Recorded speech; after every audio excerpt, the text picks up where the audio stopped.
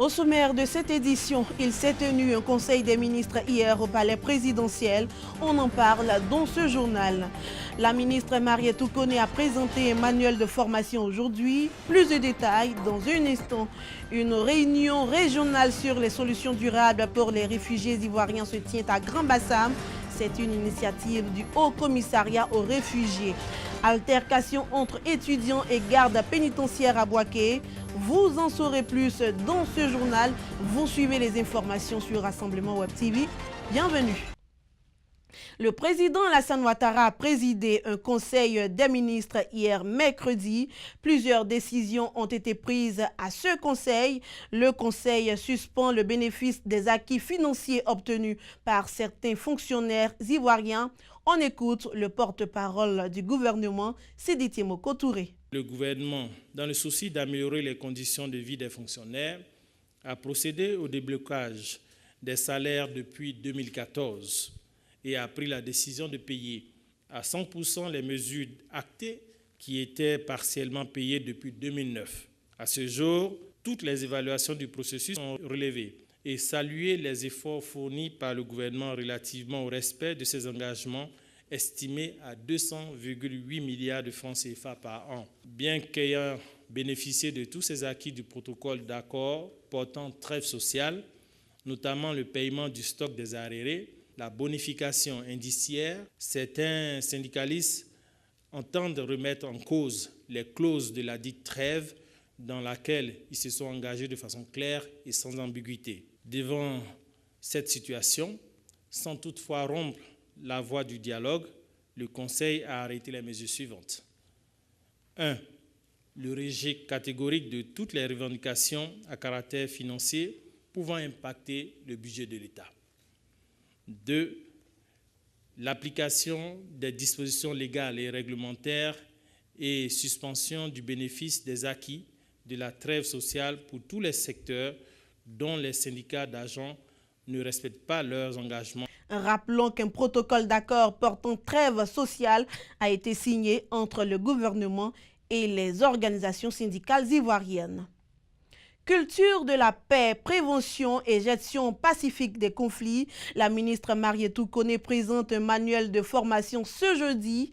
C'est un document élaboré pour la gestion pacifique des conflits, l'un des objectifs majeurs du plan national de cohésion sociale. Ce manuel de 235 pages bénéficie de l'appui technique et financier du Fonds de consolidation de la paix des Nations Unies et le Fonds des Nations Unies pour la population.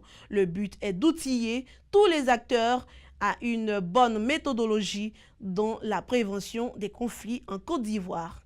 Incendie dans la commune de Yopougon. Le gouvernement ivoirien a offert 5 millions à la famille endeuillée et 500 000 aux voisins qui ont subi les effets collatéraux. La ministre Marietou Koné est allée apporter la compassion du gouvernement à la famille des victimes. Rappelons que 8 personnes ont péri dans les flammes le 22 novembre dernier.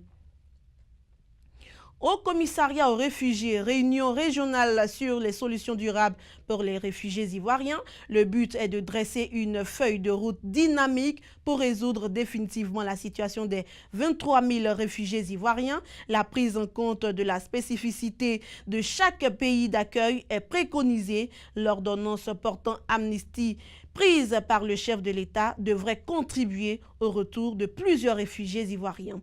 37% des réfugiés ivoiriens ont regagné Abidjan, selon le représentant du Haut Commissariat aux réfugiés en Côte d'Ivoire. Le ministre ivoirien de la Justice et garde des Sceaux était à l'ouverture de cette rencontre débutée hier. Politique de sauvegarde environnementale de la Banque mondiale, un atelier de renforcement des capacités ouvert à Grand-Bassam. Cet atelier réunit 67 acteurs des questions environnementales. Il s'agit de renforcer les capacités de ces points focaux. La Banque mondiale a mis en place un nouveau cadre qui vise à mieux protéger l'environnement et les communautés contre les risques divers.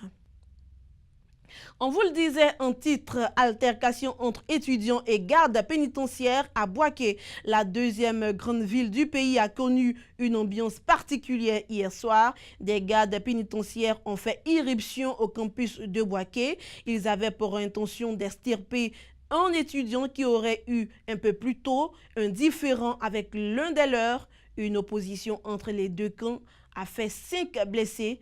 Le secrétaire général du comité des élèves et étudiants de Côte d'Ivoire, Traoré Karamoko, déplore la violation de, je cite, la franchise universitaire. Le calme est revenu selon les autorités de la ville aujourd'hui. Hommage à Philippe Grégoire Yassé. Jacquesville se souvient d'un de ses illustres fils 20 ans après. 29 novembre 1998, 29 novembre 2018, Philippe Grégoire Yassé a tiré sa révérence. Jacquesville ne l'a pas oublié. Une messe d'action de grâce a été dite ce jeudi en sa mémoire. Philippe Yassé a marqué son époque et l'histoire de la Côte d'Ivoire. Proche collaborateur du président Houphouët-Boigny, il a contribué à la libération du pays. Ministre, Yassé a impacté la vie politique ivoirienne. Fin de ce journal, merci de l'avoir suivi. Restez sur Rassemblement Web TV, l'info, la vraie, pour vous.